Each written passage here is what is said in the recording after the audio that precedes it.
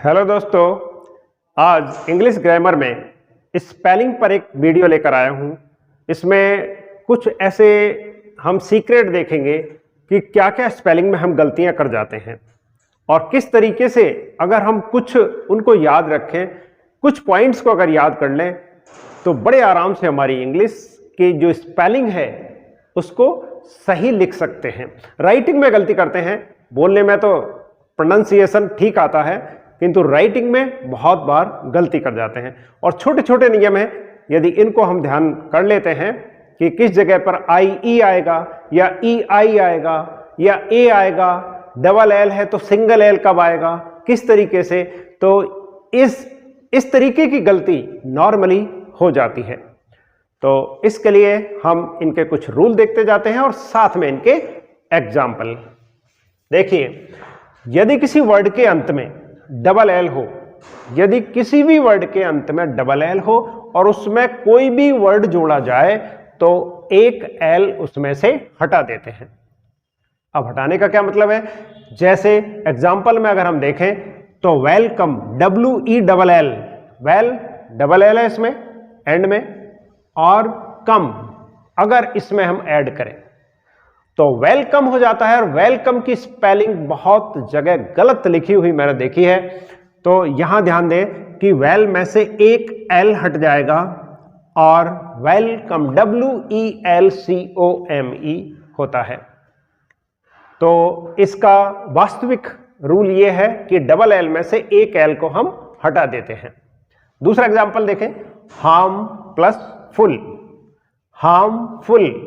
अब हार्मफुल में से एंड में जो फुल लगा है, या देखिए वेल में एंड में डबल एल था, यहां फुल में डबल एल है, एक एल को हटा देंगे तो हार्मफुल FUL। तो इस तरीके से चाहे एल आगे हो, यहां हमने जोड़ा है, प्रीफिक्स किया है या पोस्ट जैसी भी है, उसमें से हम एक एल को हटा देंगे। जैसे यहां देखिए ALL, all plus ready, already, तो यहां से भी हम एक एल को हटा देंगे, ALREADY, ऑलरेडी हो जाएगा। तो हमने देखा कि डबल एल में से यदि एक एल को हम हटा देते तो हमारी स्पेलिंग गलत नहीं होगी। और इसी से संबंधित छोटा सा एक और रूल है कि डबल एल हो और उसके साथ में अगर कोई जुड़ने वाला कोई वर्ड ऐसा हो जिसके एंड में वाई हो, तो हम वाई को हटाकर आई में बदल देते हैं। यदि किसी वर्ड के अंत में वाई हो और उसमें फुल जोड़ा जाए तो वाई को आई में बदल देते हैं। देखिए ब्यूटी, BEAUTY, ब्यूटी।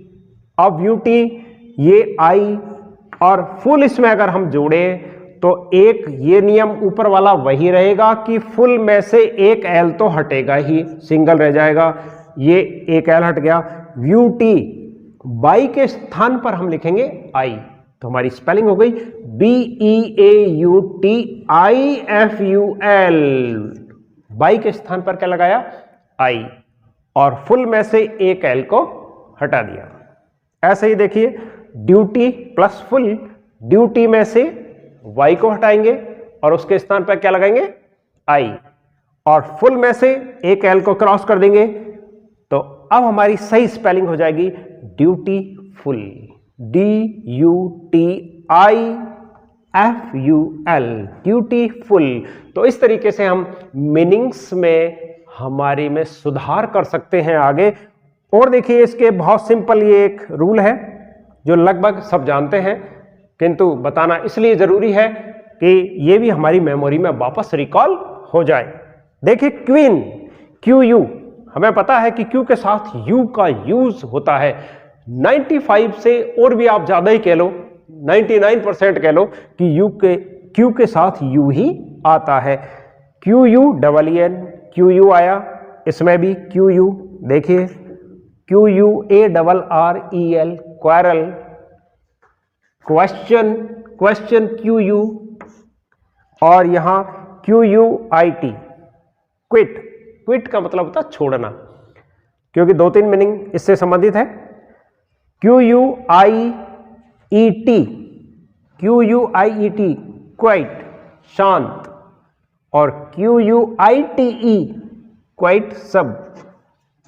तो यहां Q और U यदि एक साथ आता है तो हमें पता होना चाहिए कि अगर हम मीनिंग ऑफ Q की मीनिंग लिख रहे हैं तो हमें पता होना चाहिए कि Q के साथ U आता ही आता है। तो स्पेलिंग में गलतियां होने से कम होगी ही होगी। और एक और रूल, चौथे रूल पे हम आते हैं।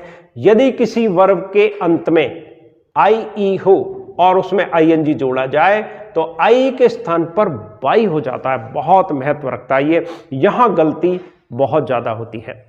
जैसे तीनों बहुत इंपॉर्टेंट एग्जाम्पल है, देखिए इधर DIE, डाई, और इसमें ऐड करते हैं ING तो डाइंग हो जाता है। किंतु ध्यान रहे कि यदि किसी वर्ब के अंत में IE हो और उसमें ING जोड़ा जाए, IE, तो I के स्थान पर बाई हो जाता है।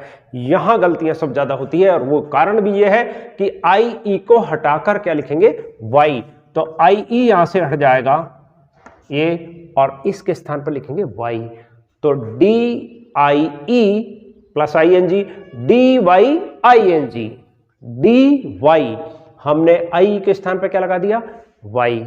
ऐसे ही दूसरा एग्जांपल है IE, इसके स्थान पर लिख देंगे Y, तो LYING, लाइन, और टाई, TIE, ING, इसमें भी ऐड करेंगे तो TYING, टाइम।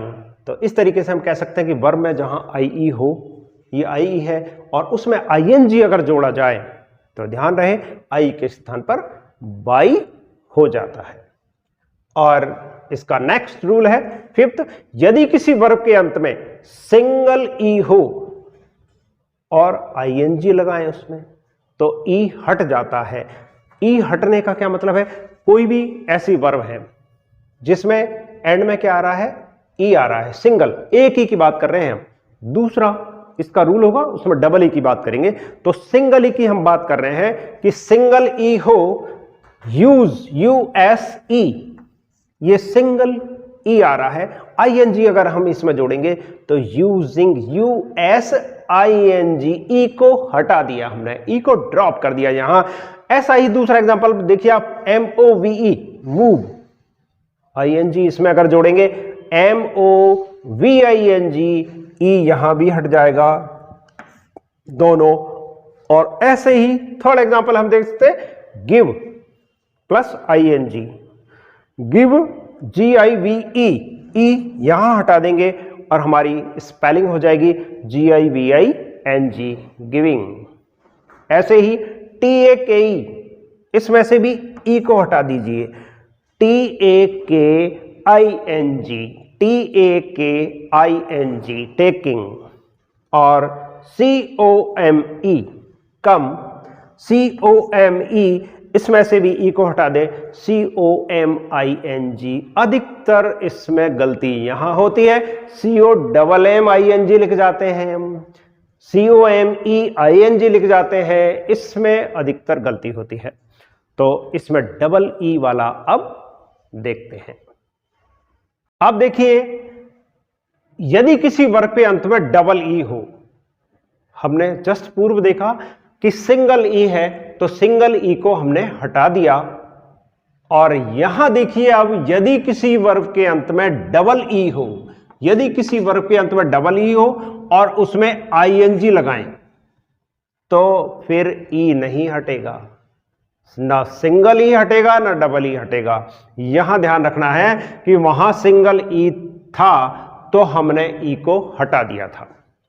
अब यह ध्यान रखना है कि डबल E है, जैसे AGREE, एग्री, एग्री में ING अगर लगाएंगे तो AGREE, ING, ये दोनों E वैसे ही रहेगी और ING सिर्फ लगा देना है। तो यह ध्यान देना है कि FLEE, flee plus ING, FLEEING, fleeing, भागना, फ्लीइंग, तो यहाँ ध्यान क्या देना है कि डबल ई है, डबल ई नहीं हटेगा बल्कि आईएनजी एज इट इज लगा देंगे। जो जस्ट पूर्व वाला नियम हमने देखा था उसमें ई को हटा दिया था। S double E I N G, S double E में यदि आई एन जी लगा देंगे, सीइंग, सी यानी देखना होता है, किंतु आई एन जी रूप लगाने के बाद उसका सही जो अर्थ है, मीनिंग है, वो मिलना हो जाता है, देखना नहीं होता बल्कि मिलना हो जाता है। तो ये 6 रूल। और नेक्स्ट 7th, यदि वाई के पूर्व कॉन्सोनेंट हो, यदि किसी भी वर्ड में वाई के पूर्व कॉन्सोनेंट हो तो वाई को हटाकर आई ई एस लगा देते हैं, आई ई एस, वाई को हटा देते हैं, वाई के स्थान पर आई ई एस कर देते हैं। देखिए इधर A double L Y, A double L Y, तो वाई को यहां हटाएंगे, A double L I E S, allies, allies यानी मित्र होता है, दोस्त होता है। तो A double L Y, Y को हमने हटाया और आई ई एस लगा दिया।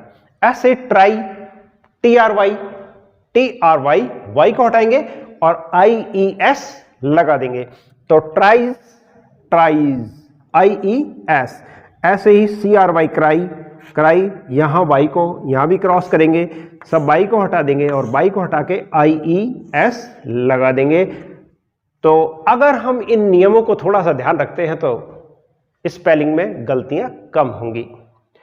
और देखिए अब इसी का एक और रूल है कि अगर किंतु वाई के पूर्व कोई बाउल्स हो, वाई के पूर्व क्या हो, बाउल्स, बाउल्स कौन से होते हैं, ए ई आई ओ यू, 5 बाउल्स होते हैं।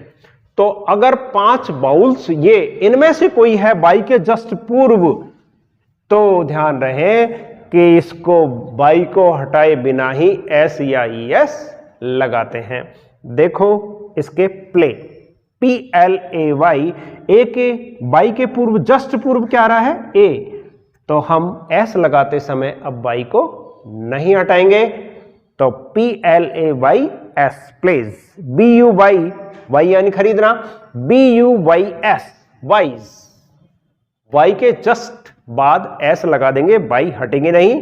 ऐसे ही ओ वी ई वाई, ऑवे और ऑवेज।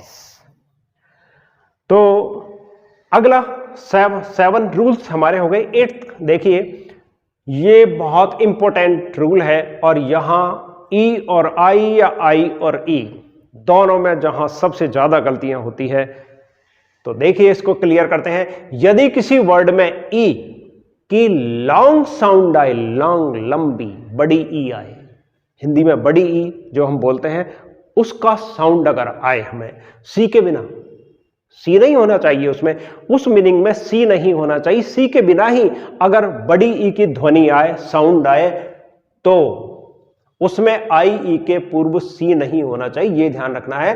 तो हम कैसे करते हैं, तो लगाते हैं आई ई।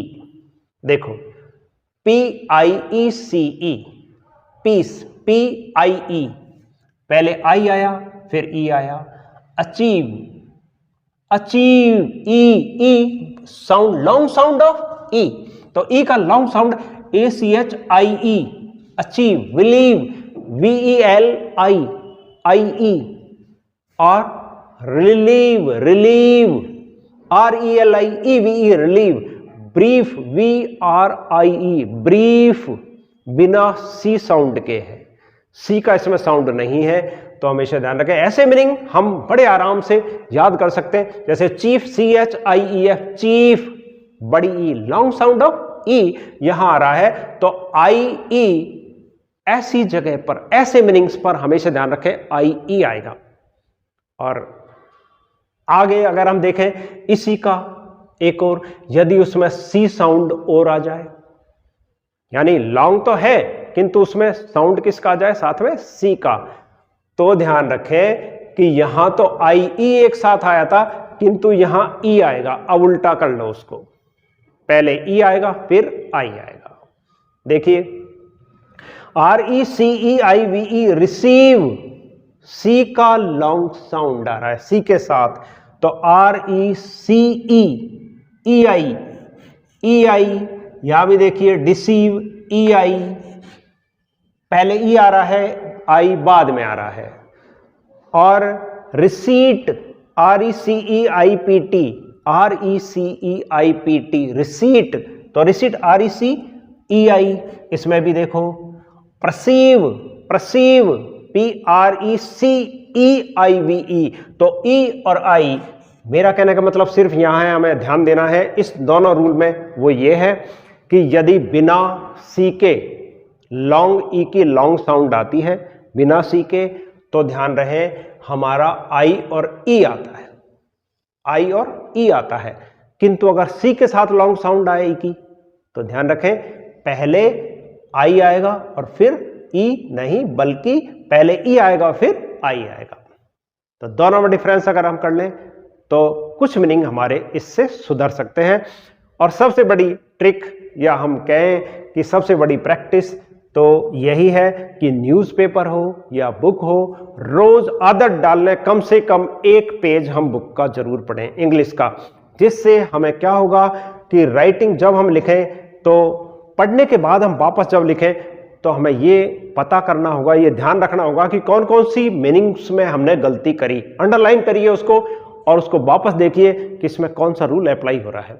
अगर इस तरीके से हम मीनिंग याद करते हैं तो निश्चित रूप से हम मीनिंगों में मिस्टेक्स नहीं करेंगे। तो ये ऐसा अगर हम प्रैक्टिस थोड़ा सा करें, 15-20 मिनट, 10 मिनट, जितना भी हमें समय मिले, तो रोज इसकी प्रैक्टिस करें। तो दोस्तों, ये वीडियो आपको अच्छा लगा हो तो शेयर करें, लाइक करें, बेल आइकन दबाएं, और जिसने पहले सब्सक्राइब नहीं किया है, वीडियो के नीचे रेड बटन आ रहा है तो वो सब्सक्राइब जरूर कर दें। मिलते हैं एक और इसी तरीके के वीडियो के साथ। Okay, bye.